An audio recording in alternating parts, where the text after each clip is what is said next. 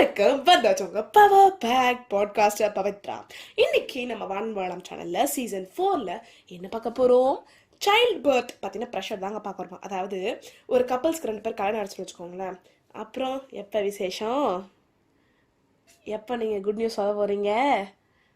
சீக்கிரம் குழந்தை பெற்றுக்கோங்க. காலத்தில் குழந்தை பெற்றுக்கலாம் தான் நல்லது. இது மாதிரி நிறைய தேவையில்லாத அட்வைசஸ், நிறைய விஷயங்கள் அந்த கப்பலை நோக்கி போகும்.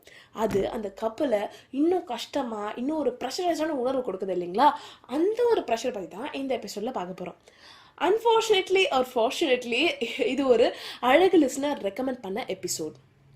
இந்த மாதிரி டாபிக்ஸ் வந்து என்னை வந்து சேரும்பொழுது ஒரு பக்கம் சந்தோஷமாக இருக்கும். ஏன்னா இதெல்லாம் ரொம்ப பர்சனல் டாபிக், ரொம்ப மனசுக்கு நெருக்கமான விஷயம். இதெல்லாம் நீங்கள் சொல்லும் பொழுது ஒரு பக்கம் சந்தோஷமாக இருக்கும். ஓகே, நம்மக்கிட்ட சேவாக ஃபீல் பண்ணுறதுனால இந்த விஷயம் சொல்கிறாங்க. இது மாதிரி விஷயங்கள் வந்து நிறைய பேர் சேரணுங்கிறதுக்காக நம்மக்கிட்ட வந்து ஒருத்தர் சொல்கிறாங்க, சூப்பர் பாக அப்படின்னு தோணும். இன்னொரு பக்கம் இவ்வளோ அட்வான்ஸ்மெண்ட் இருக்கிற உலகத்தில் இவ்வளோ கஷ்டப்படுறீங்களா, இவ்வளோ பெயினை கோத்ரூ பண்ணுறீங்களா அப்படின்னு நினைக்கும் போது ஒரு வலி நிறைந்த, ஒரு வருத்தம் நிறைந்த உணர்வை உருவாக்குது எனக்குள்ள. ஸோ அப்படி கோத்ரூ பண்ணுற எல்லாருக்குமே உங்களுக்காக தாங்க முக்கியமாக இந்த episode. So stay strong and இந்த எபிசோடை கேட்டு என்ஜாய் பண்ணுவீங்க அப்படின்னு நான் நம்புகிறேன். ஸோ ஃபர்ஸ்ட்டாக இதை பற்றி பேசலாம் அப்படின்னு சொல்லி முடிவு பண்ணும்பொழுது மாதுருபாகன் அப்படிங்கிற புத்தகத்தை வந்து நான் படிச்சிருந்தேன். அது பெருமாள் முருகன் அப்படிங்கிற ரைட்டர் எழுதின புத்தகம்.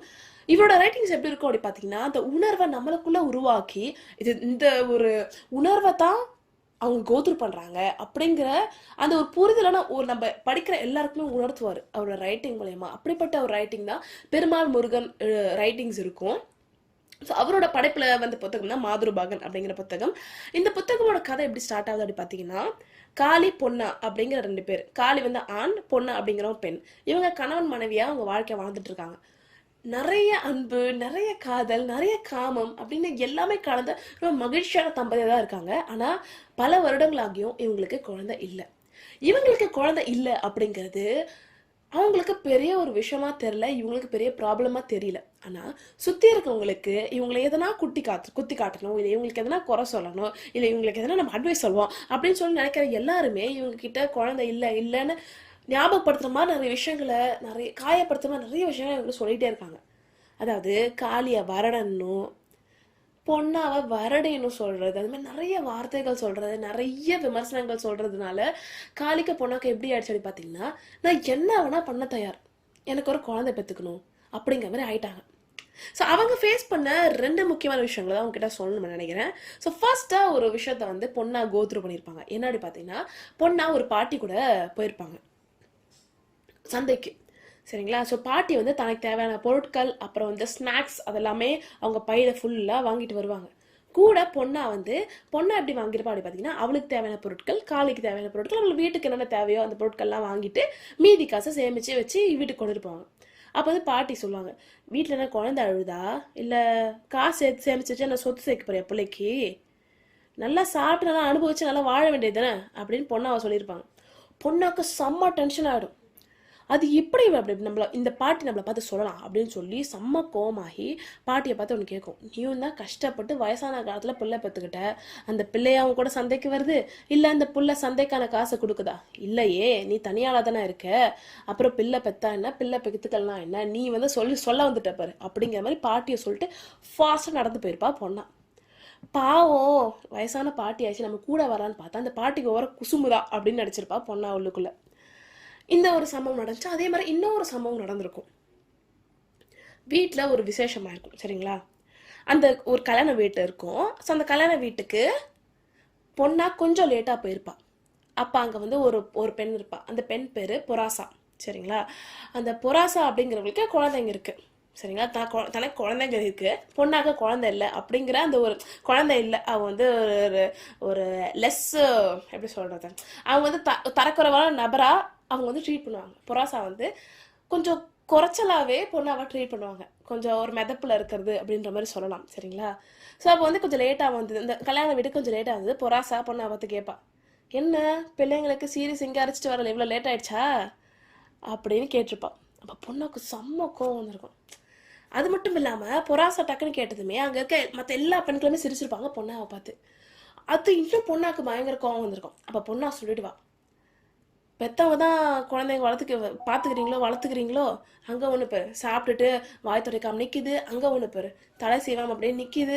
பெத்தா மட்டும் போதாது, பார்த்துக்கும் தெரியணும் வளர்க்கவும் தெரியணும் அப்படின்னு பொண்ணா சொல்லியிருப்பாங்க. இதை கேட்டு பொராசாக்கு ரொம்ப வருத்தமாக போயிட்டுருக்கும். அவளை பார்த்து சிரிச்சிருப்பாங்களே, அவங்களும் வாயடிச்சு போயிருப்பாங்க. அதுக்கப்புறம் நிறைய பஞ்சாயத்துலாம் போச்சு. பொராசா வந்து அங்கே ஒரு ஒரு ஒரு ட்ராமாவை ஸ்டார்ட் பண்ணி அதை அப்படியே பொண்ணா பக்கம் திரும்பி இந்த மாதிரி நிறைய விஷயங்கள் நடந்துச்சு, சரிங்களா? ஆனால் பொண்ணாக்கு அந்த ஒரு ஒரு பெயின் இருக்கு இல்லைங்களா? இப்போ வந்து அவள் சொன்னதுமே, அவள் என்னதான் பதிலுக்கு சொன்னாலுமே அவளுக்குள்ளுக்குள்ள ஒரு கஷ்டம் இருக்குது. நம்மளுக்கு குழந்தை இல்லாதனால தான் இந்த வார்த்தைகள் நம்மக்கிட்ட வருது அப்படிங்கிற ஒரு வழி அவளுக்குள்ள ஏற்படுத்துகிற விஷயமா இந்த விசேஷம் இருந்திருக்கு. அதனால அவன் முடிவு பண்ணிடுறான், இதுதான் நம்ம கடைசி விசேஷம், அதுக்கப்புறம் நம்ம எந்த விஷயத்துக்கு போகக்கூடாது அப்படின்னு சொல்லி முடிவு பண்ணி அதுக்கப்புறம் எந்த விஷயத்துக்கும் போக மாட்டான். ஏன்னா அவளுக்கு குழந்தை இல்லை அப்படிங்கிறத ஞாபகப்படுத்துற மாதிரி யாரும் சொல்லிட்டே இருப்பாங்கல்ல, அதனால அவள் அதையும் அவாய்ட் பண்ணியிருப்பான். சரி, இது மாதிரி நிறைய விஷயங்கள் எதனால ஃபேஸ் பண்ணுறோம்? குழந்தை இல்லை அப்படிங்கிறதுக்காக.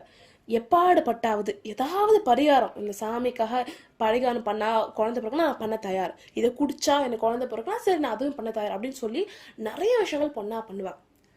அந்த பொண்ணா பண்ண 2 முக்கியமான விஷயங்கள் நான் சொல்ல விரும்புகிறேன். ஃபர்ஸ்ட் விஷயம் என்ன அப்படி பார்த்தீங்கன்னா, பொண்ணாவோட மாமியார் அதாவது காளியோட அம்மா வந்து ஒரு வேப்பம்பூ அரைச்சி ஒரு சாறு வந்து பொண்ணா கிட்ட கொடுத்துருப்பாங்க.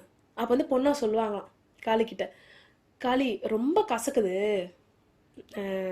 வேப்பம்பூவோட சாறு, குடிக்கவே முடியல அப்படின்னு சொல்லுவாங்க. அப்போ காளி சொல்லுவாராம், வேப்பம்பூலாம் குடிச்சா எவ்வளோ நல்லது தெரியுமா, வயிற்றுல பூச்சிலாம் இருந்தால் செத்துருவான் அப்படின்னு சொல்வாராம் காளி. அப்போ பொண்ணா சொல்லுவாங்களா, ஓ அம்மா எதுக்காக அந்த வேப்பம்பூ சாறு கொடுக்குறாங்கன்னா வயிற்றுல புழுப்பூச்சி உண்டாகத்தான், நீ என்னவோ அது குடிச்சா புழுப்பூச்சி செத்துருன்னு சொல்கிறேன், என்னப்பா இது மாற்றி மாற்றி பேசுறீங்களே அப்படிங்கிற மாதிரி சொல்லியிருப்பாங்க. அது ஒரு மாதிரி கொஞ்சம் நகைச்சுவையாக கொஞ்சம் வம்பிழுக்கிற மாதிரியான ஒரு விஷயம் இருந்திருக்கும். ஆனால் பெருமாள் முருகன் வந்து ரைட்டர் எழுதியிருப்பாரு ஒரு லைனில். ஆனால் எந்த ஒரு இடத்துலையுமே காளி வந்து பொண்ணை அவள் சொல்லலை, இதெல்லாம் நீ குடிக்காத, இவ்வளோ கஷ்டப்படாத அப்படின்னு சொல்லியிருப்பாங்க. அதுக்கப்புறம் இன்னொரு சம்பவம் இருக்கும். அதாவது இது எதனால் நடந்துச்சு அப்படி பார்த்தீங்கன்னா, காளியோட அம்மாவும் காளியோட பாட்டியும் ஒரு விஷயம் சொல்லியிருப்பாங்க. இவங்க 2 பேரும் நிறைய கதைகள் சொல்லுவாங்க. உன்னோட பாட்டை உன்னோட முப்பாட்டை இந்த தப்பு பண்ணிட்டாங்க, அந்த தப்பு பண்ணதுனால சாமி வந்து சாபம் விட்டுருச்சு, இல்லை அவங்க சாபம் விட்டுட்டாங்க, காலகாலத்துக்கும் எந்த ஒரு ஜென்ரேஷனுக்கும் உன்னோட அடுத்த வாரிசு எந்த வாரிசுக்குமே குழந்தை வரக்கூடாது அப்படின்னு சாபம் விட்டுட்டாங்க, அதனால தான் உனக்கு குழந்தை இல்லை, அதனால இந்த பரிகாரம் பண்ண அந்த பரிகாரம் பண்ணும் அப்படின்னு சொல்லி காளியோட பாட்டி ஒரு பக்கம் பரிகாரங்கள் சொல்றாங்க, காளியோட அம்மா ஒரு பக்கம் பரிகாரங்கள் சொல்றாங்க. அதை எல்லாத்தையுமே பண்ண தயார் பொண்ணா, அதையும் பண்றாங்க பொண்ணா. அப்படிப்பட்ட ஒரு பரிகாரத்தை சொல்றாங்க. அதுல என்ன சொல்றாங்க அப்படி பார்த்தீங்கன்னா, பொண்ணாவும் காலையும் ஒரு மலை மேலே ஏறணும், சரிங்களா? அதில் நிறைய படிக்கட்டுகள் இருக்கும், அந்த படிக்கட்டுகள் இருக்கும். அந்த மலை மேலே ஏறி அங்கே ஒரு கல் இருக்கும், அந்த கல்லை சுற்றி வரணும்.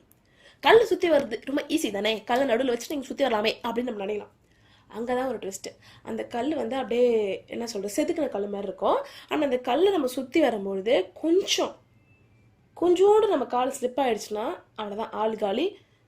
அதோட அந்த நபருக்கு வந்து வாழ்வு முடிந்து விட்டது அந்த மாதிரி ஆகிடும், அவங்க இறந்துருவாங்க. அந்த மாதிரி ரொம்ப வந்து டேஞ்சரஸான ஒரு பிளேஸு. காளி சின்ன வயசில் அவங்க ஃப்ரெண்ட்ஸோடலாம் சும்மா விளையாட்டுக்கு போய் சுற்றுனதுனால காளிக்கு அந்த அந்த கல்லை சுற்றுற பழக்கம் இருக்குது. ஆனால் பொண்ணாக அந்த பழக்கம் இல்லை. பொண்ணாதான் சுற்றணும்னு அந்த காளி அந்த அந்த கல்லை பொண்ணாதான் சுற்றணும்னு சொல்கிறாங்க பரிகாரமாக. ஸோ பொண்ணாவும் மலையை ஏறுறாங்க, அந்த கல்லை பார்க்குறாங்க, கல் பார்த்து ரொம்ப பயம் பொண்ணாக்கு வந்துடுச்சு. இதை நான் எப்படி சுற்றுவேன்னு தெரியலையே, கொஞ்சம் விழுந்தா நான் செத்துருவேனே, என்ன பண்ணுறது, நான் செத்துட்டா வேற கல்யாணம் பண்ணிப்பியா காளி அப்படின்னு காளியை பார்த்து கேட்குறாங்க. காளி சொல்கிறாங்க, இல்லை அதெல்லாம் ஒன்றும் ஆகாது, நான் டெமான்ஸ்ட்ரேட் பண்ணி காமிக்கிறேன் அப்படின்னு சொல்லி அவங்க ஒரு டெமான்ஸ்ட்ரேஷன் பண்ணுறாங்க. அதாவது போய் சுற்றி காமிக்கிறாங்க, அந்த கல்லை சுற்றி. பொண்ணா பார்க்குறா, இப்போ எனக்கு பயமாக இருக்கு போகிறதுக்கு அப்படின்னு சொல்கிறா. அதுக்கப்புறம் ஒரு கடத்தில் காளியே ஒரு இடத்துல சொல்லியிருப்பாரு, வேணாம் இவ்வளோ கஷ்டப்பட்டு நீ பண்ண வேண்டாம், நீ செத்துட்டா அப்புறம் என்னால் வாழ முடியாது அப்படின்னு காளி சொல்லுவார். ஆனால் பொண்ணா சொல்வா, இல்லை இல்லை இல்லை இவ்வளோ தூரம் நம்ம வந்துட்டோம், நம்ம அதை சுற்றியே தீர்றோம், இதை சுற்றினா குழந்தை பிறக்கணும், நான் சுற்றுறேன் அப்படின்னு சொல்லி பொண்ணாவும் கஷ்டப்பட்டு பொண்ணாவும் காளியும் அந்த அந்த அந்த ஒரு பயத்தையோ அந்த வலியை கோத்ரூ பண்ணி அந்த கல்லையே பொண்ணா சுற்றி வந்துடுவாங்க. அதுக்கப்புறம் அவங்க குழந்தைங்க எக்ஸ்பெக்ட் பண்ணுவாங்க, சரி ஓகே குழந்தை வந்து உண்டாகிடும் எக்ஸ்பெக்ட் பண்ணுவாங்க. ஆனால் அங்கேயும் நடக்காது. அதுக்கப்புறம் ஒரு பெரிய ட்விஸ்ட் இருக்கும். அதுதான் இந்த மாதுரபாகன் புக்லேயே இருக்கிற ஒரு பெரிய ஒரு விஷயம். அதுக்கப்புறம் தான் கிளைமேக்ஸ் வரும். அதுக்கப்புறம் கொஞ்சம் நிறைய விஷயங்கள் நடக்கும், அதுக்கப்புறம் கிளைமேக்ஸ் வரும். ரொம்ப ரொம்ப இன்ட்ரெஸ்டிங்கான விஷயம். அது என்ன அப்படி பார்த்தீங்கன்னா, பொண்ணாவோட அம்மா, பொண்ணாவோட அப்பா, பொண்ணாவோட அண்ணன் 3 பேரும் பொண்ணாக்கிட்ட ஒன்று சொல்கிறாங்க, இந்த காரியத்தை நீ பண்ணிட்டினா, இந்த பரிகாரத்தை நீ பண்ணிட்டினா உனக்கு பிள்ளை பிறந்துடும் அப்படின்னு சொல்கிறாங்க. காளிக்கோ, அதாவது பொண்ணாவோட கணவருக்கோ இதில் சுத்தமாக உடன்பாடு கிடையாது. சரிங்களா? ஆனால் பொண்ணை என்ன சொல்கிறேன்னா, நான் பண்ண தயார், காளி சம்மதிச்சா நான் பண்ண தயார் அப்படின்னு சொல்கிறாங்க. அந்த விஷயத்த உண்மையாக சொல்லணும்னா, நான் படிக்கும்போது ரொம்ப அதிர்ச்சியாக இருந்துச்சு. நிறைய விஷயங்கள் நானும் தெரிஞ்சுக்கிறேன், நிறைய பார்க்குறேன். இந்த மாடர்ன் சொசைட்டி, இந்த மாடர்ன் லிவிங், அதெல்லாமே நான் பார்க்குற ஒரு பர்சன் தான். பட் இது படிக்கும்பொழுது எனக்கு ரொம்ப ஒரு மாதிரி திடுக்குன்னு இருந்துச்சு, சொல்கிறேன். ரொம்ப ஷாக்கிங்காக இருந்துச்சு. இந்த ஒருவனுக்கு ஒருத்தி அப்படிங்கிற கான்செப்டை கேள்விக்குறியாக்குற மாதிரியான ஒரு விஷயமா இருந்துச்சு. அப்புறம் பக்திங்கிற விஷயத்த கேள்விக்குறி பண்ணுற மாதிரி ஒரு விஷயமா இருந்துச்சு. அதுக்கப்புறம் நான் பார்த்து வளர்ந்த தமிழ் கலாச்சாரம், இந்த ஹிஸ்ட்ரி எல்லாத்தையுமே கொஷின் பண்ணுற மாதிரியான ஒரு விஷயமா அது இருந்துச்சு. அது என்னங்கிறத நீங்கள் புக்கை படித்து பாருங்கள், அப்போ தான் தெரியும். ரொம்ப ரொம்ப ஷாக்கிங்கான விஷயமா இருந்துச்சு. அந்த புக்கை படித்து பாருங்கள், கண்டிப்பாக உங்களுக்கும் அது ஷாக்கிங்காக இருக்கும். இந்த மாதிரிலாம் விஷயம் நடக்குதா, இதெல்லாம் உண்மையா இல்லை இதெல்லாம் இமேஜினரியா அப்படிங்கிறதுலே நான் ரொம்ப நேரம் இருந்தேன். அண்ட் அதுக்கப்புறம் ஒரு விஷயங்கள் வரும் அந்த புக்கில், அதுதான் அல்டிமேட்டாக இருக்கும். அண்ட் அந்த கிளைமேக்ஸுமே இதுதான் நடந்துச்சு அப்படின்னு சொல்லியிருக்க மாட்டாங்க. அப்படியே ஒரு மாதிரி சிம்பாலிக்காக அந்த புக்கை முடிச்சிருப்பாங்க. அந்த புக்கை முடிச்சக்கப்புறம் அந்த படபடப்பு, அந்த ஒரு அந்த ஒரு எப்படி சொல்றதுன்னா, வினாவும் விடையும் விடான்றாங்க, அந்த மாதிரியான ஒரு உணர்வு வந்துச்சு இந்த புக்கை படிச்சு என்கிட்ட முடிக்கும்பொழுது. ரொம்ப ரொம்ப ரொம்ப அழகான புத்தகமாக இருந்துச்சு. ஸோ நீங்கள் கண்டிப்பாக அந்த மாதருபோகன் அப்படிங்கிற புக்கை படித்து பாருங்கள். 2 டிஸ்க்ளைமர் நான் சொல்லுவேன். ஃபர்ஸ்ட் என்ன அப்படி பார்த்தீங்கன்னா, நிறைய கெட்ட வார்த்தைகள் பயன்படுத்தியிருப்பாங்க. அப்படியே அப்படியே அந்த கோபத்தை வெளிப்படுத்துறதுக்கு, அந்த ஆதங்கத்தை வெளிப்படுத்துறதுக்கு, அந்த ஒரு ஒரு வருத்தத்தை வெளிப்படுத்துறதுக்கு நிறைய வார்த்தைகள் பயன்படுத்தியிருப்பாங்க. இது நல்ல வார்த்தை கெட்ட வார்த்தை அப்படின்னு கூட நம்ம சொல்ல முடியாது. அன்ப்ரொஃபஷனல் வார்த்தைகள் அப்படின்னு சொன்னாங்கன்னா, இது இது இது நல்லதா கெட்டதா நம்ம போனோம்னு வச்சுக்கோங்க, அது வேறு பஞ்சாயத்து ஆகிடும். இது வந்து அன்ப்ரொஃபஷனலான ஒரு ப்ரொஃபஷனலான ஸ்பேஸ் நம்ம யூஸ் பண்ண மாட்டோம், அதனால அன்ப்ரொஃபஷனல் வேர்ட்ஸ்னு சொல்லலாம். இந்த வார்த்தைகளை வந்து அந்த கோபத்தை வெளிப்படுத்துறதுக்காக தான் இங்கே நிறைய பயன்படுத்துகிற மாதிரி எனக்கு இருந்துச்சு. ஸோ அதனால் 18 கீழே இருக்கிற குழந்தைங்க இந்த புக்கை படிக்காதீங்க. எப்படி நீங்கள் 18 கீழே இந்த எபிசோட கேட்டுட்ருக்கீங்க அப்படின்னா, நீங்கள் இது கேட்டு இது படிக்காமல் இருப்பீங்கன்னு தெரியல. மேபி ஆர்வமாவது ஒரு சில இந்த புக்கை நோக்கி போகலாம். பட் அடல்ட்ஸ் இந்த எபிசோட கேட்குறீங்க அப்படின்னா, don't recommend this book to kids. குழந்தைங்களுக்கு இதை ரெக்கமெண்ட் பண்ணாதீங்க. அப்படி உங்களுக்கு இந்த மாதிரி விஷயங்கள்லாம் குழந்தைங்களுக்கு அவேர்னஸ் கொடுக்கணும் அப்படின்னு நினச்சிங்க, நீங்கள் அந்த புக்கை படிச்சுட்டு அந்த குழந்தைங்களுக்கு புரிகிற மாதிரி, அவங்களுக்கு புரிஞ்சுக்கிற மாதிரியான விஷயங்களை வந்து உங்கள் பாஷையில் அவங்களுக்கு சொல்லிக் கொடுங்க. அவங்களுக்கு புரிகிற வகையில் நீங்கள் சொல்லிக் கொடுங்க. ஓகேவா? அண்ட் 2வது விஷயம் என்ன பார்த்தேன் அப்படின்னா, நிறைய செக்ஷுவலான கண்டென்ட் இருந்த மாதிரி ஒரு ஃபீலிங். நிறையன்ற முடியாது, ஒரு 2-3 விஷயங்கள் இருந்துச்சு. ஆனால் அது ரொம்ப ஆழமாக இருந்துச்சு. இது சின்ன பசங்க படித்தாங்கன்னா மேபி அவங்க வந்து காதல் அப்படிங்கிற ஒரு விஷயத்த பார்க்குற பெர்ஸ்பெக்டிவ் வேறு மாதிரி இருக்கலாம், காமம் அப்படிங்கிற ஒரு விஷயத்த பார்க்குற பெர்ஸ்பெக்டிவ் வேறு மாதிரி இருக்கலாம் அப்படிங்கிற மாதிரி எனக்கு பர்சனலாக ஃபீல் ஆச்சு. ஸோ அதனால் இங்கேயும் அதே ஒரு விஷயத்த நான் சொல்கிறேன். 18 கீழே இருக்க குழந்தைங்களுக்கு இந்த புக்கை ரெக்கமெண்ட் பண்ணாதீங்க.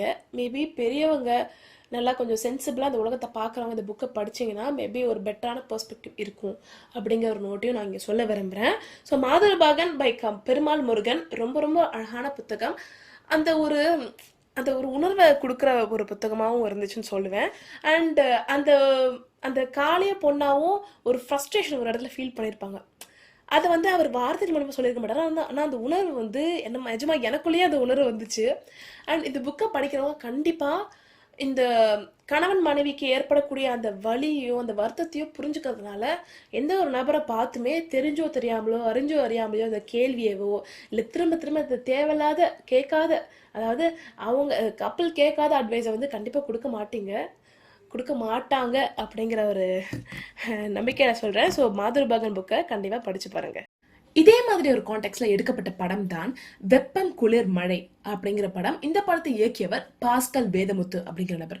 இந்த நபர் பயங்கரமா ரிசர்ச் பண்ணியிருக்காருன்னு நினைக்கிறேன். பிகாஸ் இந்த உணர்வு எப்படி இருக்கும், ஒரு சைல்டு பர்த் அதை நோக்கின ப்ரெஷர் இருக்கு இல்லைங்களா, அந்த ப்ரெஷர் எந்தெந்த உணர்வுகளை ஒரு மனிதருக்குள்ள ஏற்படுத்தும் அப்படிங்கிறதையும் எந்தெந்த விஷயங்கள்லாம் ரியல் லைஃப் நடக்குது அப்படிங்கிறதையும் பயங்கரமா ரிசர்ச் பண்ணி பயங்கரமா ஆராய்ச்சி பண்ணி அதை அழகா விஷுவலா காமிச்சிருப்பாங்க. இந்த ப்ரெஷரை மட்டுமே காமிக்காம அந்த நேச்சுரலாக கன்சீவ் ஆகாதவங்களுக்கு என்னென்ன ஆப்ஷன்ஸ் இருக்குது அப்படிங்கிறத காமிச்சிருப்பாங்க. அண்ட் அதை வந்து சூஸ் பண்ணுறதுக்கு முன்னாடி இருக்கக்கூடிய ரெசிஸ்டன்ஸ் இருக்கும்ல, இதெல்லாம் நம்ம பண்ணலாமா கூடாதா, இது சரியாக இருக்குமா இருக்காதா அப்படிங்கிற அந்த ரெசிஸ்டன்ஸையும் காமிச்சிருப்பாங்க. அதே மாதிரி தனக்கு ஒரு ப்ராப்ளம் இருக்குது அப்படிங்கிறத ஒரு மனிதரால் எப்படி அதை ஏத்துக்க முடியாது, அது எந்தெந்த உணர்வுகளை ஒரு ஒரு நபர்களை உருவாக்கும், அந்த வலியையும் அந்த வேதனையையும் அந்த கோவத்தையும் அழகா ஒரு விஷுவலா காமிச்சிருப்பாங்க. எனக்கு வந்து பயங்கரமா புரிதல் வந்தது மாதுருபாகன் புத்தகத்தை படிக்கிறதுக்கு முன்னாடி. இந்த படம் தான் உண்மையாலே சொல்லணும்னா, அதுக்கப்புறம் தான் மாதுருபாகன் புக்கே படித்தேன். ஸோ நீங்கள் படம் பார்க்குற ஒரு பர்சனாக இருக்கீங்க, இல்லை வந்து இந்த சைல்ட் பர்த் பற்றின ப்ரெஷர் பற்றி தெரிஞ்சுக்கணும்னு நினைக்கிறீங்கன்னா கண்டிப்பாக வெப்பம் குளிர் மழை படத்தை பாருங்கள். இந்த கதை எப்படி ஸ்டார்ட் ஆகுது அப்படி பார்த்தீங்கன்னா, காளி பொண்ணா இருக்க மாதிரி இங்க வந்து பெத்த பெருமாள் பாண்டி. பெத்த பெருமாள் அப்படிங்கிறவர் கணவர், அதாவது ஆண். பாண்டி அப்படிங்கிறவங்க மனைவி, அதாவது பெண். சரிங்களா? இவங்க 2 பேருக்குமே ஒரு சில வருஷங்கள் ஆகியுமே குழந்தை இருக்காது. ஆனா இவங்களுக்கு குழந்தை ஆசை இருக்கும். சரிங்களா? ஊர் பேச உறவு பேச அப்படிங்கிறத தாண்டி இவங்களுக்கும் ஆசை இருக்கும். ஆனா குழந்தை ஃபார்ம் ஆகாது. சரிங்களா? ஆனா எல்லாருமே அந்த பெண்ணை தான் சொல்லிட்டே இருப்பாங்க, உனக்கு தான் அதோ பிரச்சனை, என் பையனுக்கு தெரியாம இந்த மாதிரி ஒரு பொண்ணை நான் கல்யாணம் பண்ணி வச்சேன், அப்படி இப்படி நிறைய வார்த்தைகளை அந்த பெண்ணை சொல்லுவாங்க. சரிங்களா? அப்போ பெருமாளும் பாண்டியும் 2 பேரும் ஹாஸ்பிட்டல் போவாங்க. சரி என்னதான் பிரச்சனை இருக்குன்னு பார்க்கலாம் அப்படின்னு சொல்லி செக் பண்றதுக்காக ஹாஸ்பிட்டல் போவாங்க. அங்கே டெஸ்ட் எல்லாம் எடுப்பாங்க. அந்த டெஸ்டோட ரிசல்ட் பாண்டிக்கு மட்டும் தான் தெரியும், பெருமாளுக்கு தெரியாது. சரிங்களா? அந்த டெஸ்ட் ரிசல்ட்ல யாருக்கு ப்ராப்ளம் இருக்கு அப்படிங்கிறது தெரிய வந்துடும். ஆனா பாண்டி மனசோட வச்சுப்பா. சரிங்களா? அதுக்கப்புறம் என்ன ஆகும் அப்படி பார்த்தீங்கன்னா, நிறைய விஷயங்கள் நடக்கும், நிறைய சுச்சுவேஷன்கள் நடக்கும். நடுவில் ஒரு குழந்தையும் வரும் அந்த படத்துல. அந்த குழந்தைலாம் என்ன, அது யாரு அப்படிங்கறத அந்த படத்தை பாருங்க, அப்பதான் உங்களுக்கு புரிய வரும். அதுக்கப்புறமா ஒரு ஸ்டேஜ்ல பாண்டி தனக்குள்ள வச்சுக்க முடியாம பெருமாள் கிட்ட சொல்லுவா, அன்னைக்கு டெஸ்ட் எடுத்தோம்ல, அதுல என்ன தெரிய வந்தது அப்படின்னா உனக்கு தான் பிரச்சனை இருக்கு அப்படின்னு தெரிய வந்தது அப்படின்னா. அப்போ வந்து பெருமாளால் அதை ஏற்றுக்கவே முடியாது. ரொம்ப வலியை உணர்வான், ரொம்ப மன கஷ்டத்தையும் வருத்தத்தையும் உணர்ந்து அவன் வெளியே போவான் அந்த வீட்டை விட்டு. சரிங்களா? வெளியே போகும்போது நிறைய விஷயங்கள் நடக்கும், நிறைய சந்தர்ப்பங்கள்ல நம்மளுக்கு தெரிய வரும் அவனோட உணர்வு எப்படி இருக்கும், அவனோட கோபம் எப்படி இருக்கும், அவனோட வருத்தம் எப்படி இருக்கும் அப்படிங்கிற மாதிரி. அது எப்படி, அது எதனால இது மாதிரி நடக்குது அப்படி பார்த்தீங்கன்னா, இப்போ தனக்கு ஒரு பிரச்சனை இருக்கு, தனக்கு பிள்ளை பிறக்கிற பிரச்சனை இருக்கு அப்படின்னா, ஒரு ஆணோட பெர்ஸ்பெக்டிவ்ல அது எப்படி இருக்கும் அப்படின்னு பார்த்தீங்கன்னா, இந்த சமுதாயத்துல ஒரு குழந்தை பெத்துக்கிறது பிரச்சனை இருக்கு அப்படின்னா அதுதான் ஆண்மையில ஒரு பிரச்சனை இருக்கு அப்படிங்கிற மாதிரி. ஆண்மையில ஒரு பிரச்சனை இருக்கு அப்படின்னா அப்ப வந்து அவன் எந்த வகையான ஆம்பளை, அவன் எப்படி ஆம்பளைக்குள்ள சேருவான் அப்படிங்கிற மாதிரி ஒரு கேள்வி சமூகம் கேட்குதோ இல்லையோ, நம்மளுக்குள்ளே ஒரு எழுவும் இல்லைங்களா, ஒரு ஆண்குள்ள எழுவும் இல்லைங்களா. அந்த கேள்விகளை தாங்க முடியாம ஒரு வலியும் ஒரு வேதனையும் ஒரு மன கஷ்டத்தையும் அந்த ஆண் உணர்றத அழகா இந்த படத்துல காமிச்சிருப்பாங்க. அதுக்கப்புறம் என்னென்ன விஷயங்கள்லாம் நடக்குது அண்ட் கிளைமேக்ஸ் எப்படி இருக்கு அப்படிங்கிறது அந்த படமே. இந்த கிளைமேக்ஸும் அதே மாதிரி தான், மாதுருபாகன்ல எப்படி வந்து சிம்பாலிக்கா காமிச்சிருப்பாங்களோ அதே மாதிரி இந்த படத்துலயுமே ரொம்ப சிம்பாலிக்கா காமிச்சிருப்பாங்க. அண்ட் ஒரு சில சென்டென்ஸை சொல்லியிருப்பாங்க அந்த எண்ட் ஆஃப் த படத்துல, அதுவும் ரொம்ப சூப்பரா இருக்கும். ஸோ கண்டிப்பா வெப்பம் குளிர் மழையை பாருங்க. அந்த படத்தை பார்த்தீங்கன்னா இன்னுமே சைல்ட் பர்த் பத்தின ப்ரெஷரை பத்தியும் அண்ட் நிறைய அவேர்னஸ் தரக்கூடிய விஷயமாவும் அந்த படம் இருக்கும். சட்டு புட்டுன்னு குழந்தைக்கு பிளான் பண்ணுங்கப்பா, ஏன் இவ்வளோ நாள் தள்ளி போட்டுக்கிட்டே இருக்கீங்க, ட்ராவல் கரியரெல்லாம் லேட்டராக பார்த்துக்கலாம், ஒரு குழந்தை பத்துக்க தான் ரொம்ப முக்கியம் அப்படி இப்படின்னு அட்வைஸே கேட்காம அட்வைஸ் பண்ணுறவங்களா நீங்கள்? உங்களுக்காக தாங்க ஒரு சில விஷயங்கள் கொண்டு வந்திருக்கேன். நிறைய பேருக்கு ஒரு பரவலான ஒரு நம்பிக்கை என்ன இருக்குது அப்படி பார்த்தீங்கன்னா, இதை வச்சே பல பேர் வந்து பேசுகிறீங்க, அதாவது இதை நீங்கள் பண்ணீங்கன்னா உங்கள் ஓல்டேஜ் சேஃபாக இருக்கும் அப்படின்னு. அதாவது என்ன சொல்கிறீங்க அப்படின்னா, இப்போ நீங்கள் குழந்தை பெற்றுக்கிட்டிங்கன்னா உங்கள் ஃப்யூச்சரில் உங்களுக்கு வயசான காலத்தில் உங்கள் குழந்தைங்க உங்களை பார்த்துக்கும் அப்படிங்கிறீங்க. இது எல்லார்கிட்டையும் அப்ளிகபிள் ஆகுமா, எல்லா குடும்பத்தில் அப்ளிகபிள் ஆகுமா அப்படின்னா மே ஆர் மே நாட் பி அப்படி தான் நான் சொல்வேன். ஏன்னா இப்போ நான் பார்க்குற ஒரு சில ஃபேமிலிஸ் எப்படி இருக்காங்க அப்படின்னா, அந்த குழந்தைங்களுக்கு வேற வகையான வாழ்க்கை வாழணும்னு ஆசையாக இருக்குது, வேற கண்ட்ரியில் போய் வாழணும்னு ஆசையாக இருக்குது, வேற லைஃப் ஸ்டைலாக இருக்கணும்னு ஆசையாக இருக்குது. ஆனால் பேரண்ட்ஸ்க்கு எப்படின்னா, இல்லை நான் பிறந்து வளர்ந்த ஊரில் தான் நான் இருப்பேன், ஏன் கட்ட இங்கே தான் வேவும் அப்படிங்கிற மாதிரி அந்த ஊர்லேயே அவங்க இருக்காங்க. ஸோ குழந்தை வந்து சரி நமக்கு ட்ரீம் முக்கியம், நம்ம பேரண்ட்ஸும் முக்கியம், நம்ம பேரண்ட்ஸை கன்வின்ஸ் பண்ண ட்ரை பண்ணோம், அவங்க நம்ம வரல பரவாயில்ல, நம்ம வேற கண்ட்ரிக்கு போய்ட்டு நம்மளால முடிஞ்சதா அவங்களுக்கு ஹெல்ப் பண்ணலாம், நம்மளால முடிஞ்சதா சப்போர்ட் பண்ணலாம் அப்படின்னு சொல்லி அந்த குழந்தைங்க அவங்க தேவையான கண்ட்ரிக்கு போயிடுறாங்க. ஆனால் அந்த பேரண்ட்ஸ் அதே ஊரில் தான் இருப்பாங்க. குழந்தைங்கன்னா அந்த குழந்தைங்க பெருசாக வளர்ந்து அந்த சன்னோ டாட்டரோ அடல்ட்ஸாக போய் வேற ஒரு கண்ட்ரியில் செட்டில் ஆகிறாங்க. இந்த மாதிரி விஷயங்கள் நடக்குது. அந்த மாதிரி ஒரு பாசிபிலிட்டியும் இருக்குது. என்ன அப்படி பார்த்தீங்கன்னா, அந்த குழந்தை டிசைட் பண்ணணும், அந்த ஒரு சன்னோ டாட்டரோ அவங்க டிசைட் பண்ணணும், நம்மளுக்கு எவ்வளோ வயசானாலும், நம்மளோட அம்மா அப்பாவுக்கு எவ்வளோ வயசானாலும், நம்ம எந்த ஒர்க் பண்ணாலுமே நம்ம அம்மா அப்பாவை நம்ம பார்த்துக்கணும், நம்மளோட ரெஸ்பான்சிபிலிட்டி தான் அப்படின்னு அந்த குழந்தை யோசிக்கணும், அந்த சைல்டு யோசிக்கணும். அப்படி யோசிக்காதனால யோசிக்க முடியாததுனால இல்லை அந்த மாதிரி ஒரு சுச்சுவேஷன் ஏற்படாதனால தான் ஓல்ட் ஏஜ் ஹோம்ஸ் அப்படிங்கிற ஒரு விஷயம் வரப்பட்டது. ஸோ அதனால இந்த மாதிரி பாசிபிலிட்டிஸ் நடக்க வாய்ப்புகள் இருக்குது. அதனால ஒரு கப்பலை பார்த்து உங்களோட வயசான காலத்தை செக்யூர் பண்ணணுமா, அப்போ நீங்கள் ஒரு குழந்தை பெற்றுக்கோங்க அப்படிங்கிற மாதிரி சொல்கிறத விடுங்க. பிகாஸ் இது நடக்கலாம், நடக்காமலும் இருக்கலாம். இதை மட்டுமே பேஸ் பண்ணி குழந்தை பெற்றுக்கிறீங்க அப்படின்னா, குழந்தை பெற்றுக்கிறாங்க அப்படின்னா அது அவங்க தான் நிறைய யோசிச்சு பெற்றுக்கணும் இல்லையா? ஸோ அதனால் இந்த மாதிரி அட்வைஸஸ் கொடுக்கவே கொடுக்காதீங்க. நெக்ஸ்ட் என்ன சொல்கிறான்னு பார்த்தீங்கன்னா, இப்போ நிறைய மெத்தட்ஸ் வந்துடுச்சு. இப்போ நிறைய கப்புள்ஸே டிங்க் அப்படிங்கிற ஒரு மெத்தட் ஃபாலோ பண்ணுறாங்க, இல்லை டிங்கி அப்படிங்கிற மெத்தட் ஃபாலோ பண்ணுறாங்க. ஸோ டிங்க் அப்படின்னா என்னென்னா டுவெல் இன்கம் நோ கிட்ஸ். டிங்கி அப்படின்னா டுவெல் இன்கம் நோ கிட்ஸ் எட் அப்படின்னு சொல்லப்படுறது. ஸோ டிங்க்னா என்னன்றதை பார்க்கலாம். அதாவது ஒரு கணவன் மனைவி இருக்காங்க அப்படின்னா அவங்க 2 பேருமே சம்பாதிப்பாங்க, ஆனால் அவங்க குழந்தை வேண்டாம் அப்படிங்கிற முடிவில் இருப்பாங்க. இதுதான் வந்து டிங்க் அப்படிங்கிற மெத்தடாலஜி. இந்த மாதிரி ஒரு சில கப்பல்ஸ் வாழ்றாங்க. ஸோ ஒருத்தருக்கு குழந்தை இல்லை அப்படின்னா அவங்களுக்கு ஏதாவது பிரச்சனை இருக்குது, அவங்களுக்கு ஏதாவது ப்ராப்ளம் இருக்குது அப்படின்னு அவசியம் கிடையாது. ஒரு சிலர் நம்ம டிசைட் பண்ணி இருக்காங்க, நம்ம ட்ராவல் பண்ணலாம் இந்த வயசு வரைக்கும், அதுக்கப்புறம் குழந்தை பற்றி யோசிக்கலாம் அப்படின்னு அவங்க ரொம்ப கான்ஷியஸாக டெசிஷன் எடுக்கிறாங்க. அதே மாதிரி இன்னொரு மெத்தட் இருக்கு, டிங்கி அப்படின்னு, டுவெல் இன்கம் நோ கிட்ஸ் எட் அப்படின்னா இது வரைக்கும் நாங்கள் குழந்தைக்கு பிளான் பண்ணல, ஆனால் இப்போ நாங்கள் ஜாலியாக தான் இருக்கோம் 2 வருமானத்தோட அப்படிங்கிற மாதிரி இருக்காங்க. மேபி ஃப்யூச்சரில் பிளான் பண்ணலாம் அப்படிங்கிற மாதிரி இருக்கிறவங்க தான் இந்த டிங்கி அப்படிங்கிறவங்க. ஸோ இவங்களும் அதே மாதிரி தான். இவங்களுக்கும் நிறைய உடம்புல எதுவும் இஷ்யூ இல்லாமல் இருக்கலாம். இவங்களுக்கு குழந்தை இல்லை அப்படின்னா டக்குன்னு நம்ம போய் மெடிக்கல் அட்வைஸ் கொடுக்கறது, இல்லை ஏன் தெரிஞ்சுக்கணும் அப்படின்னு நினைக்கிறது, அது ரொம்ப ரொம்ப தவறான விஷயம். அது அவங்களோட ப்ரைவேட்டான லைஃப்.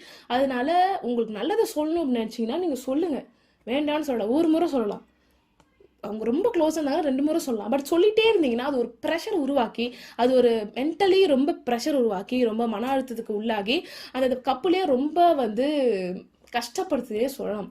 இது நிறைய பேர் சொல்லக்கூடிய விஷயமா தான் இருக்குது. இது மாறிட்டு தான் வருது. பட் நம்ம எல்லாருமே கான்ஷியஸாக முடிவு பண்ணோம் அப்படின்னா நமக்குள்ள ஒரு மாற்றம் ஏற்படுறதுனால இது சமுதாயத்திலே ஒரு பெரிய மாற்றம் நிகழும். அது இன்னும் பெட்டரான ஒரு ஒரு மைண்ட் செட்டில், ஒரு ஹாப்பியான ஒரு ஸ்டேட்டில் இன்னும் நிறைய கப்பிள்ஸ் வரலாம். அதனால நீங்கள் மாறினீங்கன்னா கண்டிப்பாக நிறைய விஷயங்களும் மாறும். ஓகேவா? அடுத்ததான் 3வது விஷயம் என்ன சொல்ல வரேன் அப்படின்னா, it's their own personal choice. அது சரியோ தப்போ, அவங்க குழந்தை வேணான்னு நினைக்கிறாங்களோ வேணும்னு நினைக்கிறாங்களோ அது அவங்களோட பர்சனலான சாய்ஸு. தப்பான முடிவோ சரியான முடிவோ நம்ம வந்து கைடன்ஸ் கொடுக்கலாம், நான் இல்லைன்னு சொல்ல மாட்டேன். ஆனால் அந்த கைடன்ஸே ப்ரெஷர் ஆயிடுச்சுன்னா அந்த கப்பலுக்கு இன்னும் அது மன அழுத்தமாகிடும் இல்லையா? ஸோ அதனால் நீங்கள் சொல்கிறத கைட் பண்ணுங்க, ஆனால் திரும்ப திரும்ப அதை பண்ணாதீங்க. அப்படி கைட் பண்ணிவிட்டு கொஞ்சம் ஒதுங்கி இருக்கிறது தான் நம்மளுக்குன்னு ஒரு சரியான விஷயம். அது அவங்க 2 பேரும் பர்சனல் லைஃப், அது அவங்க சூஸ் பண்ணணும். தப்பான முடிவோ சரியான முடிவோ கடைசியாக நம்ம எடுத்தோம் பாருங்க, நம்ம பார்த்துக்கலாம் அப்படிங்கிற ஒரு மனதைரியம் அவங்களுக்குள்ளே வரும். ஸோ அதனால் it's their own personal choice. Please don't put your nose in between a couple's life. Okay? அடுத்ததான் நான் பேரண்ட்ஸ்க்கு ஒரு சில விஷயங்கள் வச்சுருக்கேன். நான் பேரண்ட்ஸ் அப்படின்னு நான் யார் குறிப்பிடுறேன் அப்படிங்கிறத நான் சொல்ல விரும்புகிறேன். கப்பிள்ஸ் யாரெல்லாம் குழந்தைக்காக ட்ரை பண்ணுறாங்களோ, இல்லை குழந்தைக்காக ஆசைப்படுறாங்களோ அவங்களுக்காக சொல்ல வேண்டிய விஷயங்களை நான் பேரண்ட்ஸ் அப்படின்னு சொல்லி நான் டேர்ம் பண்ணுவேன். அண்ட் 2வதாக யாருக்காக சொல்கிறான்னு பார்த்தீங்கன்னா, எனக்கு குழந்தை பெற்றுக்கிறத பற்றி எங்களுக்கு எந்த பிளானும் கிடையாது. இப்போதைக்கு நாங்கள் அது பிளான் பண்ணல. பட் ஸ்டில் எங்கள் சுற்றி இருக்கவங்க எல்லாருமே ஏன் குழந்தை பெற்றுக்கோங்க, குழந்தை காலத்தில் பெற்றுக்கணும் அப்படி இப்படி நிறைய விஷயங்கள் சொல்கிறாங்க. அது எங்களுக்குள்ள ஒரு ப்ரெஷரையோ ஒரு அழுத்தத்தையோ ஏற்படுத்திகிட்டே இருக்குது. அதுக்காக தான் இந்த பாட்காஸ்ட் நான் இவ்வளோ தூரம் கேட்டுக்கிட்டு இருக்கேன் அப்படின்னு சொல்கிற கப்பல்ஸ்க்காக தான் நான் இப்போ சொல்ல போகிறேன். ஸோ அவங்கள தான் நான் பேரண்ட்ஸ் அப்படின்னு சொல்லி நான் குறிப்பிட விரும்புகிறேன். ஸோ நான் பேரண்ட்ஸ் இருக்க எல்லாருக்குமே நான் சொல்ல விரும்புகிறது என்னென்னா, ஃபஸ்ட்டு உங்களுக்கு குழந்தை வேணுமா வேண்டாமா, அதுக்காக நீ பிளான் பண்ணலையா அப்படிங்கிறத பாருங்கள். உங்களுக்கு குழந்தை வேணும்னா அண்ட் நீங்கள் நேச்சுரலாக கன்சீவ் ஆகலை அப்படின்னா ஒரு டாக்டரை போய் கன்சல்ட் பண்ணுங்கள், ஒரு ப்ரொஃபஷனல் போய் கன்சல்ட் பண்ணுங்கள். எப்படி வெத்த பெருமாளும் பாண்டியோ டாக்டர்கிட்ட போனாங்களோ அது மாதிரி டாக்டர்கிட்ட போங்க. பிகாஸ் நம்ம சுற்றி இருக்கவங்க நிறைய சொல்லலாம், ஆணுக்கு தான் பிரச்சனை, இல்லை பெண்ணுக்கு தான் பிரச்சனை, இல்லை 2 பேருக்குமே பிரச்சனை, இல்லை உங்களுக்கு தான் ராசி சரியில்லை, அப்படி இப்படி நிறைய விஷயங்கள் சொல்லலாம். அவங்க எதனா சொல்லிட்டு கிடக்குறாங்க, இல்லை சொல்லாமல் இருக்காங்க, அது அவங்களோட அவங்களோட பிரச்சனை. அது அவ்வளோதான். நம்மளுக்கு ஒரு விஷயம் வேணும் அப்படின்னா அதுக்காக ப்ரொஃபஷனல் ஹெல்ப் சீக் பண்ணுறது தவறே கிடையாது. அதனால ஒரு ப்ரொஃபஷனலை போய் மீட் பண்ணுங்கள். அண்ட் எதனா இஷ்யூ இருக்கா அப்படிங்கிறத கண்டுபிடிங்க. ஒரு சிலருக்கு எந்த இஷ்யூமே இருக்காது, ஆனால் அவங்களுக்கு வந்து குழந்தை ஃபார்ம் ஆச்சா அப்படின்னா மேபி அவங்க ஃபார்ம் ஆகாமல் இருக்கலாம். மேபி அது எதனால் அப்படின்னா மைண்ட் செட் காரணமாக இருக்கலாம். ஒரு வேளை ஒரு குழந்தை எங்களுக்கு இடையில வந்துச்சுன்னா அந்த அன்பு குறைஞ்சிருமோ, ஒரு கப்பலுக்குள்ளே இருக்கிற அன்பு குறைஞ்சிருமோ, இல்லை அந்த குழந்தையால வளர்க்க முடியுமா ஒழுங்கா, அதுக்கான பேரண்டிங் நாலேஜ் எனக்கு இருக்கா, அப்படி இப்படிங்கிற யோசனைகளால மேபி குழந்தை ஃபார்ம் ஆகாமல் இருக்கலாம். இது மாதிரி ஒரு ரியல் லைஃப் எக்ஸாம்பிள் நான் பார்த்துருக்கேன். நான் சின்ன பிள்ளையா இருக்கும்போது ஒரு கப்பல் இருந்தாங்க. அவங்க வந்து கல்யாணம் ஆகிட்டு அவங்களுக்கு குழந்தை பெற்றுக்கணும் அப்படின்ற ஆசை இருக்குது. ஸோ அவங்க நேச்சுரலாக கன்சீவ் ஆகலை. சரி என்ன இஷ்யூ அப்படின்னு சொல்லி டாக்டர் கிட்ட போகிறாங்க, போய் செக் பண்ணுறாங்க, டெஸ்ட்லாம் எடுத்து பார்க்குறாங்க. டாக்டர் என்ன சொல்கிறாங்க அப்படின்னா, உங்களுக்கு எந்த இஷ்யூமே கிடையாது, 2 பேருக்குமே you are completely already and you are perfectly healthy அப்படின்னு சொல்கிறாங்க. சரி ஏன் இது குழந்தை பிறக்கல அப்படின்னு சொல்லி நிறைய கோவில் போகிறாங்க, நிறைய வேண்டுதல்லாம் பண்ணுறாங்க. அதுக்கப்புறமா அவங்களுக்கு குழந்தை உருவாகிடுச்சு. அந்த குழந்தை பிறந்து இப்போ வந்து இந்த வருஷத்தோட 18 வயசு ஆகுது. So that kid is becoming adult, officially adult அப்படிங்கிற மாதிரி ஒரு ஸ்டேஜில் அந்த குழந்தை இருக்காங்க. அந்த நபர் வந்து இப்போ அடல்ட்டே ஆகிட்டாங்க. ஸோ இந்த மாதிரி ஒரு சிலருக்கு இஷ்யூவே உடம்பு இல்லாமல் இருக்கலாம். மேபி அந்த கப்பலுக்கு ஒரு அண்டர்ஸ்டாண்டிங் வரட்டும், அதன் பிறகு குழந்தையை நாம் கொடுக்கலாம். சில நாட்களுக்கு பிறகு, சற்று காலத்துக்கு பிறகு அந்த கப்பலுக்கு குழந்தை வரட்டும் அப்படின்னு கடவுள் முடிவு பண்ணியிருக்கலாம். மேபி அந்த கப்பலுக்குள்ள ஒரு நல்ல ஒரு டைம் ஸ்பெண்ட் பண்றதுக்காக இந்த தாமதம் நடக்கலாம். இல்லை நிறைய ஏதாவது விஷயங்கள் கூட இருக்கலாம். ஸோ நம்மளால என்ன பண்ண முடியும், இஷ்யூ இருக்கா அப்படின்னு செக் பண்ணிக்க முடியும். அப்படி இஷ்யூ இல்லைன்னா தட்ஸ் ஃபைன் இல்லையா, சந்தோஷமா உங்க வாழ்க்கையை வந்து ப்ரொசீட் பண்ணுங்க. Life will have its own plan. So அது வந்து செமையா இருக்கும். நம்ம பிளான் பண்ணுறதை விட லைஃப் ஒரு பிளான் வச்சிருக்கோம். ஸோ அது வந்து எப்போ நடக்குது அப்படிங்கிறத பாருங்க. அப்படி இல்லை எங்களுக்கு வந்து இஷ்யூ இருக்குது, 2 பேர்த்துல ஒருத்தருக்கு இஷ்யூ இருக்கு, இல்லாட்டி 2 பேருக்குமே இஷ்யூ இருக்கு அப்படின்னா அந்த இஷ்யூ அப்படி சால்வ் பண்றது அப்படிங்கிறத பாருங்க. அதே மாதிரி டாக்டர் கிட்ட போய் ஒரு ப்ரொஃபஷனல் கிட்ட போயிட்டு இந்த இஷ்யூ எப்படி சால்வ் பண்ணலாம், இல்லை இதுக்கான மெடிக்கேஷன் இருக்கா, இதுக்கான ட்ரீட்மெண்ட் இருக்கா அப்படிங்கிறத பாருங்க. அண்ட் நிறைய ஆப்ஷன்ஸும் இப்போ சொல்லப்படுது. ஆர்டிஃபிஷியல் இன்செமினேஷன் அப்படின்னு சொல்லப்படுது, அண்ட் ஐவிஎஃப் அப்படின்னு நிறைய நிறைய ட்ரீட்மெண்ட் சொல்கிறாங்க. அது நீங்கள் ஒரு ப்ரொஃபஷனல் கிட்ட போய் கேட்டிங்கன்னா அவங்க இன்னும் நல்லாவே சொல்லுவாங்க.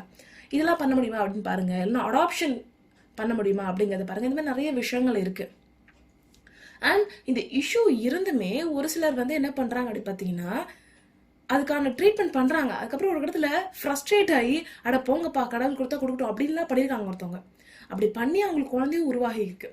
ஸோ இந்த கேஸ் எப்போ நடந்துச்சு, இந்த விஷயம் எப்போ நடந்துச்சு அப்படி பார்த்தீங்கன்னா, ஒரு 2 years முன்னாடி சரிங்களா. கரெக்டாக நம்ம வந்து மேல் செக்ஷுவல் ஹராஸ்மெண்ட் எபிசோட் போட்டோம்ல, அந்த டைமில் தான் இந்த ஒரு விஷயம் நடந்துச்சு. ஒரு கப்பல் இருக்காங்க, அவங்க செகண்ட் பேபிக்கு பிளான் பண்ணுறாங்க ஓகேங்களா. அப்போ வந்து குழந்தை ஃபார்ம் ஆகலை நேச்சுரலாக. ஸோ என்ன இஷ்யூன்னு சொல்லி டாக்டர் கிட்ட போய் செக் பண்ணும்பொழுது அந்த விமனுக்கு தான் இஷ்யூ அப்படின்னு தெரிய வந்துச்சு. சரி அதுக்கான ட்ரீட்மெண்ட் பண்ணலாம் அப்படின்னு சொல்லி இவங்க ட்ரீட்மெண்ட்டும் போகிறாங்க. ஒரு சிட்டிங்க்குமே நிறைய ப்ரைஸ் ஆகுது சரிங்களா. இவங்களால முடிஞ்ச அளவுக்கு அவங்க ஸ்பெண்ட் பண்ணாங்க. அதுக்கப்புறம் ஒரு கட்டத்தில் அட போங்கப்பா கடவுளே எப்போ கொடுக்கட்டும் அப்படின்னு சொல்லி அந்த ட்ரீட்மெண்ட்டையும் நிறுத்திட்டாங்க சரிங்களா. அப்போ என்ன ஆச்சு அப்படி பார்த்தீங்கன்னா, அவங்களுக்கு ரொம்ப பிடிச்ச ஒரு கோவிலுக்கு போயிட்டு வந்திருக்காங்க, ஒரு நம்பிக்கையோட போயிட்டு வந்திருக்காங்க. ஓகே இது நம்ம பண்ணனா நடக்கும் அப்படின்னு போயிட்டு வந்திருக்காங்க. அதுக்கப்புறம் குழந்தை உருவாகிடுச்சு. அந்த குழந்தை பிறந்து இப்போ அந்த குழந்தைக்கு 2 வயசு ஆகுது. ஸோ அந்த மாதிரி சம்பவங்கள் நடக்குது. இந்த மாதிரி இஷ்யூ இருக்கு அப்படின்னு சொல்லி மனசுடைஞ்சு போகாம தன்னால் முடிஞ்ச 50 எஃபர்ட்டையும் போட்டு சரி ஓகே இதுக்கப்புறம் வாழ்க்கை என்ன டிசைட் பண்ணுறதோ பண்ணட்டும், வாழ்க்கை எப்போ கொடுக்குதோ கொடுக்கட்டும், கடவுள் எப்போ கொடுக்குறாங்களோ கொடுக்கட்டும் அப்படிங்கிற மாதிரி நம்மளோட கண்ட்ரோலை விட்டுட்டு நம்ம லைஃப்க்கு நம்ம கண்ட்ரோலில் கொடுத்துட்டோம்னா அதுக்கப்புறம் லைஃபோட மேஜிக்கை பண்ணும். இந்த மாதிரி விஷயங்கள் நடக்குது. ஸோ இதனால் வந்து இதில் என்னென்ன விஷயங்கள் நடக்கும், எது விஷயங்கள் நடக்காது அப்படிங்கிறத நம்ம ட்ரையல் அண்ட் எரர் மூலியமா தெரிஞ்சுக்க முடியும். ஸோ அதனால ஃபர்ஸ்ட் உங்களுக்கு எதுனா ஒரு இஷ்யூ இருக்கு அப்படின்னா அது டாக்டர் மூலியமா உங்களுக்கு தெரிய வரணும். நம்ம சுற்றி இருக்கவங்க இதனால சொல்லலாம். அதனால ஒரு டாக்டர் போய் செக் பண்ணி பாருங்க, அதுக்கு என்ன ட்ரீட்மெண்ட் பண்ண முடியுமா பாருங்க. இல்லை இவங்க பண்ணாங்க இல்லைங்களா let go of the control, அந்த மாதிரி விஷயங்கள் பண்ண முடியுமா பாருங்க. இந்த மாதிரி நிறைய விஷயங்கள் இருக்கு. ஸோ இதெல்லாமே ஃபோக்கஸ் பண்ணுங்க. உங்களுக்கு குழந்தை வேணும் அப்படின்னா, அப்படி குழந்தை வேண்டாம் அப்படின்னா நீங்கள் எப்படி ஜாலியாக வாழ்றது, உங்களோட ஜாலியான வாழ்க்கைக்கான வழிகள் என்ன, அதுக்கான ஸ்டெப்ஸ் என்ன, அதுக்காக நீங்கள் என்னென்ன பண்ணணும் அப்படிங்கிற அந்த ஒரு ஹாப்பியான லைஃபுக்கான ப்ராசஸை நீங்கள் பண்ணுங்க. இந்த சமூகம் 1000 சொல்லும், எதனா பண்ணால் சொல்லிட்டு தான் இருக்கு. இப்போ சமூகம்னா என்ன, நம்ம சுற்றி இருக்க மனுஷங்க தான். மேபி தனக்கு தெரிஞ்ச விஷயங்கள் நான் சொல்ல போகிறேன், தன் பிள்ளைகள் என்று தனக்கு நல்லதுக்கு தானே சொல்கிறேன் அப்படிங்கிற மாதிரி ஒரு சில நினைப்பில் ஒரு சில விஷயங்கள் அவங்க சொல்லலாம். அதாவது அவங்களோட அன்பின் வெளிப்பாடாக இருக்கலாம். பட் அது அன்பின் வெளிப்பாடு நிறைய இடங்களில் வரும்போது அது ப்ரெஷராகவோ ஒரு அழுத்தமாக தான் அது ஏற்படுது இல்லையா. ஸோ அதனால அதுக்காக நீங்கள் உட்காந்துட்டு மெனக்கெட்டு பதில் சொல்லிட்டு இருக்க போறீங்களா, இல்லாட்டி உங்கள் லைஃப்பை நீங்கள் பார்க்க போறீங்களா அப்படிங்கிறது உங்கள் கையில் தான் இருக்குது. நம்ம எல்லாருக்குமே இது வந்து குழந்தை பெற்றுக்கிறது அப்படிங்கிற விஷயம் கிடையாது. பட் எல்லா விஷயங்களுமே லைஃப்பில் வந்து படப்படப்படம் பண்ணி என்ன பண்ண போகிற, நாளைக்கு சாவ போகிறோம், பொறுமையாக பண்ணலாம், நமக்கு பிடிச்சதெல்லாம் பண்ணுறதுக்கான நேரம் இருக்குது அப்படிங்கிற ஒரு தாட் இருக்கும். இன்னொரு பக்கம் எல்லா செகண்டுமே மைனஸ் ஆகிட்டே வருது நம்ம டெத்து நோக்கி. ஸோ நம்ம பண்ண விஷயங்கள் டப்புன்னு பண்ணிடணும் அப்படிங்கிற ஒரு விஷயம் இருக்குது. இது ரெண்டுத்துக்கு நடுவில் தான் நம்ம எல்லாருமே வளர்ந்துட்டு இருக்கோம். ஸோ அதனால வைஸாக சூஸ் பண்ணுங்கள். உங்களுக்கு குழந்தை வேணுமா வேணாமா, அப்படி குழந்தை வேணும்னா எந்த டைமில் வேணும், எத்தனை குழந்தைங்க வேணும் அப்படிங்கிறத ஒரு கப்புலாக நீங்கள் மட்டும்தான் சூஸ் பண்ணணும். ஊர் சொல்லுது, உறவு சொல்லுது அப்படின்லாம் நீங்கள் வந்து இவங்க வாயை அடைக்கணும் அப்படின்னு நீங்கள் போனீங்க அப்படின்னா அது ஒரு ஒரு அன்எண்டிங் ப்ராசஸாக தான் இருக்கும்னு நான் சொல்லுவேன். அது வந்து it's not only about child birth. அது எந்த விஷயமா இருந்தாலும் சரி, இந்த புரிதல் எனக்கு வந்தக்கப்புறம் தான் நான் நிம்மதியாக ரொம்ப சந்தோஷமாக ஒரு பீஸ்ஃபுல் லைஃபை என்னால் வாழ முடிஞ்சுது. அதனால don't do it only for society. If you want it, you do it. அவ்வளோதான் நான் சொல்ல விரும்புகிற விஷயம். அண்ட் இதை ரிலேட்டடாக ஒரு கவிதையாக முன்னாடி எழுதிருந்தேன். அதே மாதிரி 2023 டைமில் ஒரு கவிதை எழுதிட்டு இருந்தேன். அந்த கவிதை உங்ககிட்ட சொல்ல விரும்புகிறேன். ஸோ இதில் என்ன அப்படி பார்த்தீங்கன்னா, அந்த பழி இருக்கு இல்லைங்களா, அந்த குழந்தை பிறக்காத ஒரு விஷயம், குழந்தை உருவாக நேச்சுரலாக கன்சீவ் ஆகாத ஒரு விஷயம் அப்படிங்கிறது பெண்ணு மேலே அந்த பழி சுமக்கப்படுது இல்லைங்களா. அந்த விஷயத்தை பேஸ் பண்ணி ஒரு கவிதை எழுதியிருக்கேன். அந்த கவிதை உங்களுக்காக. அவளை சிலர் மலடை என்றனர், தோஷக்காரி என்றனர், ராசியற்றவள் என்றனர். ஆனால் மருந்து கடைக்காரருக்கு மட்டுமே தெரியும் யாரும் அறியா அவர்களின் மெய்யை பற்றி அப்படிங்கிற ஒரு கவிதை. இந்த கவிதைக்கு 2 பெர்ஸ்பெக்டிவ் இருக்கு. ஒன்று நான் சொல்றேன். ஃபர்ஸ்ட் ஒன் என்ன அப்படி பார்த்தீங்கன்னா, அந்த ஆணும் பெண்ணும் டிசைட் பண்ணியிருக்காங்க, இல்லைப்பா இப்போதைக்கு நம்ம குழந்தை வேணாம் அப்படி டிசைட் பண்ணி அவங்க வந்து அது தேவையான ப்ரொடக்ஷன்லாம் மெடிக்கல் ஷாப்பில் அவங்க யூஸ் பண்ணுறாங்க. சரிங்களா. ஸோ அதுதான் இங்கே சொல்கிறோம். சுற்றி இருக்கவங்கெல்லாம் அந்த பொண்ணுக்கு தான் அந்த பிரச்சனை, அந்த பொண்ணுக்கு தான் ப்ராப்ளம், அந்த பொண்ணுக்கு தான் அந்த தோஷம் இருக்குது அப்படின்னு சொல்கிறாங்க. ஆனால் அந்த மெடிக்கல் ஷாப் கடைக்காரருக்கு மட்டும் தான் தெரியும் இவங்களுக்குள்ள என்ன விஷயம் இருக்குது, இவங்க வந்து இவங்களோட உண்மை என்ன அப்படிங்கிறது மருந்து கடைக்காரருக்கு தெரியும். அதுக்கப்புறம் தாண்டி ஒருத்தருக்கு தெரியும், மருந்து கடைக்காரருக்கு தெரியும் அப்படின்னு வந்து ஒரு கவிதை மூலிமா நான் சொல்லியிருக்கேன். இன்னொரு பெர்ஸ்பெக்டிவ் இருக்கு. அது என்ன அப்படிங்கிற கவிதையை இன்னொரு முறை படிச்சு பாருங்க, உங்களுக்கு புரிய வரும்.